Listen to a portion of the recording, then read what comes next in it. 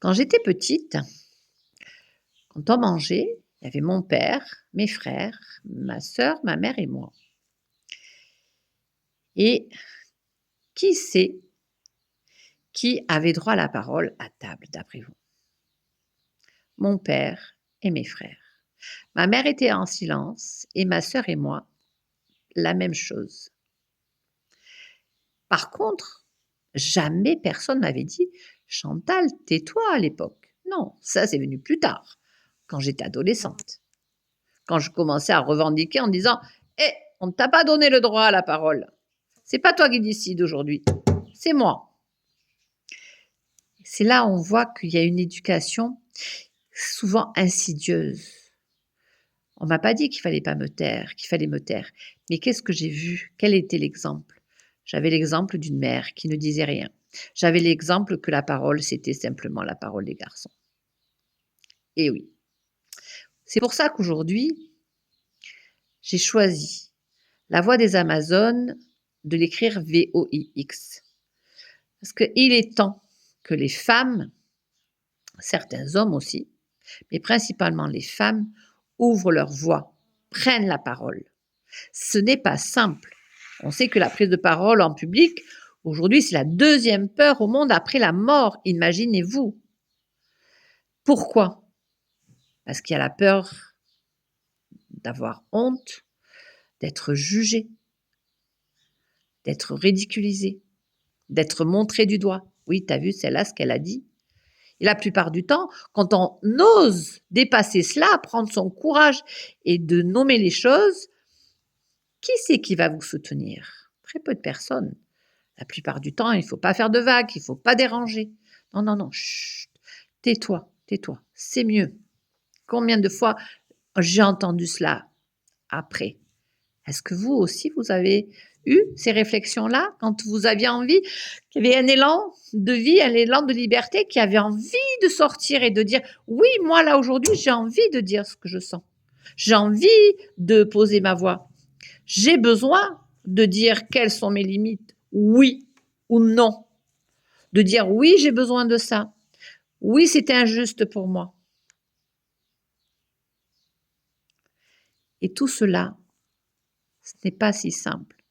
Mais c'est important que chaque femme prenne conscience que la parole, ça paraît anodin, mais c'est un acte de liberté. C'est un acte qui permet de se respecter. C'est un acte libérateur pour soi, mais aussi pour les lignées avant nous. Combien de femmes avant nous, les mères et les grands-mères et les tantes, se sont tues, ont vécu différents traumatismes ou autres et n'ont jamais rien dit?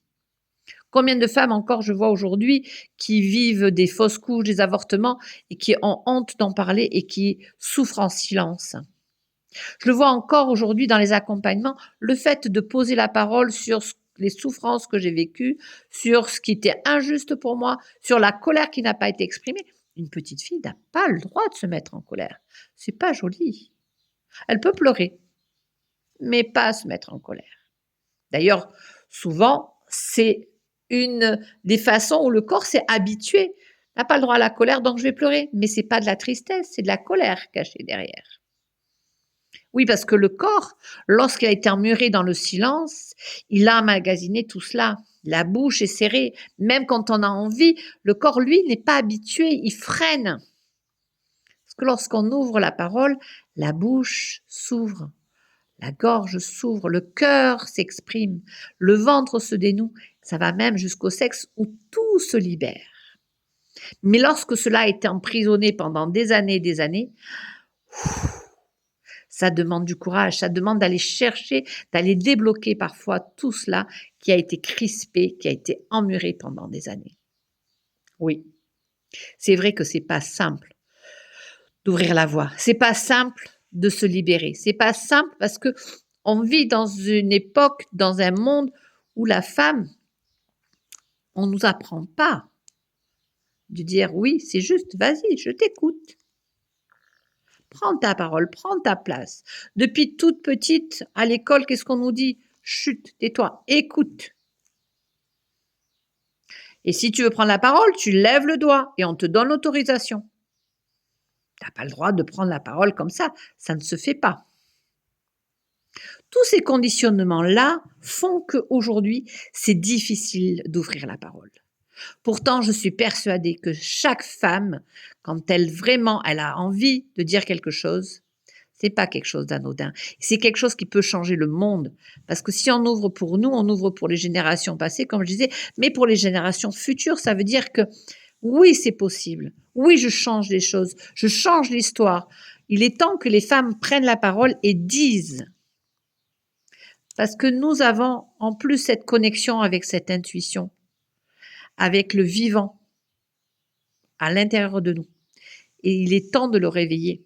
C'est pour ça que la voix des Amazones, c'est aussi élever cette voix de femme, cette voix de sororité, cette voix de liberté, cette voix d'expression de qui je suis, prendre ma place pour rééquilibrer, que ce soit au niveau du travail, on le voit aujourd'hui, il y a encore des disparités, que ce soit dans le couple, pour être plus dans la justice, plus dans la justesse, rééquilibrer ce qui va et ce qui ne va pas, que ce soit dans la famille, que chacun puisse prendre sa place et que les petites filles voient l'exemple de leur maman, qui oui, c'est pas un acte de violence, c'est un acte de simplicité, un acte vivant, un acte déjà de respect de soi.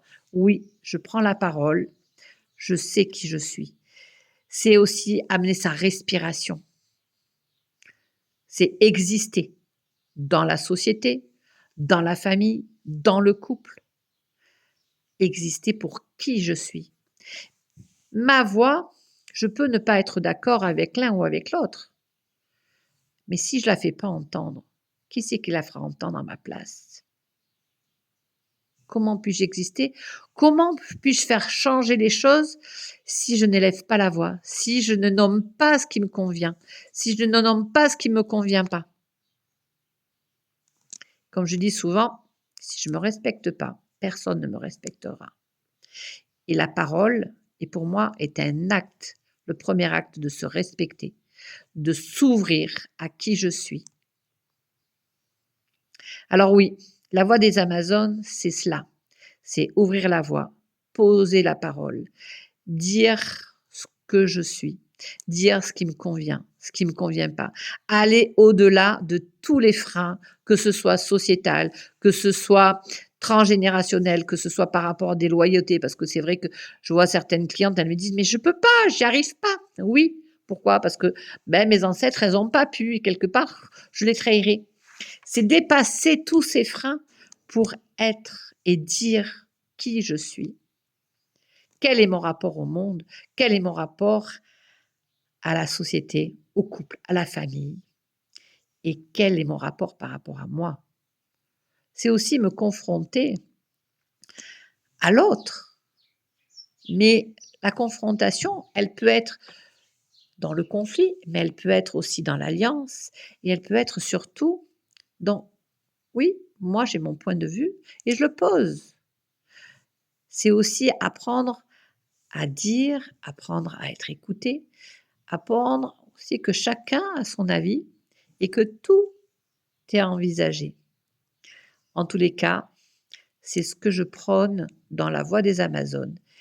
C'est comment j'apprends à me positionner, comment j'apprends à dépasser ces peurs, dépasser ces freins, que ce soit dans le corps, que ce soit dans les loyautés, que ce soit dans le transgénérationnel, que ce soit dans la société, pour enfin oser dire, oser nommer qui je suis et aller chercher au plus profond de moi tout ce qui est là, tout ce qui a besoin de s'exprimer. Que ce soit par les émotions, que ce soit par la parole, que ce soit par la créativité, que ce soit par la relation à l'autre, que ce soit par la sororité. Et vous m'avez compris. Ouvrez-vous à la voix des Amazones. Portez la voix des Amazones. Portez votre voix. Soyez vivante. Parce que oui, je suis persuadée qu'une femme qui prend la parole peut changer le monde. Et déjà, son monde intérieur, c'est déjà le début.